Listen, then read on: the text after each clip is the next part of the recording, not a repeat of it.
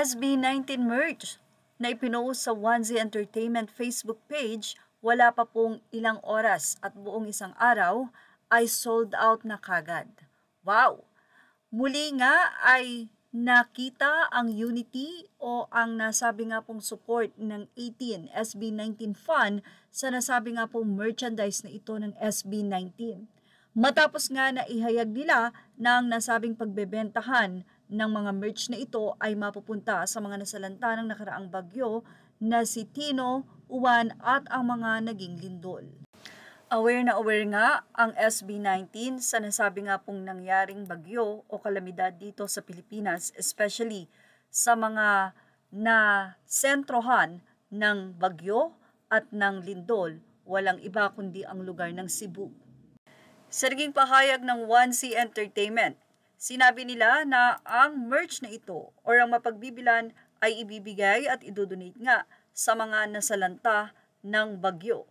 Ayon sa kanila, sa naging pahayag, narito po, "O sigurado babangon tayo, we are committed to making difference. A portion of the proceeds from our merchandise sales will be used to support our fellow countrymen affected by the recent typhoon and earthquake.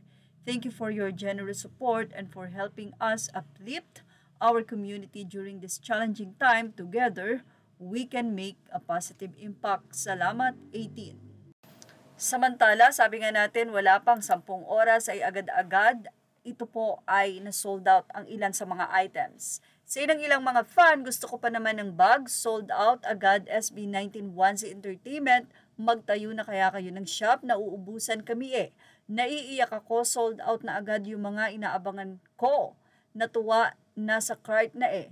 Nung nasa checkout na ako, biglang sold out. 18. Sabi nga natin, sa kabila ng pagiging busy ng SB19, pati na rin ang kanilang mga executive, mga officers ng Onesie Entertainment ay nag-iisip po sila ng way paano makakatulong. Sigurado din na bukod sa pagbebentahan na ito, ay may ambag ang bawat isa sa pagtulong. Hindi nga nila isinisiwalat ang mga ganitong bagay, pero mas maganda na sabihin na rin para kahit papano ay magkaroon ng bayanihan at tulungan.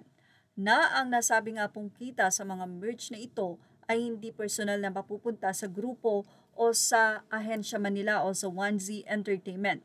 Gumasto sila sa merch pero ang pagbibilan nga nito o ang ilang portion na pagbibilan ay mapupunta nga sa nasabi nga pong mga nasalanta ng bagyo at lindol. Well, nakakahanga naman talaga ang grupong ito sa kabila ng, alam niyo yung sabi nga, break even sa laki ng kanila ring gastos, although may mga sponsor, pero may mga bagay din silang dapat bayaran at hindi lahat yon ay libre. Kaya naman sa kabila nun, nakakatuwa ang grupo na SB19 at ang mga nagmamanage sa kanila na mayroon silang ganitong isip at pagkakaisa at higit sa lahat pagmamahal sa kapwa kababayan. At yan ang ating Showbiz Snap update. Thank you for watching. Images are all credit to the rightful owners. Please like, share, and subscribe.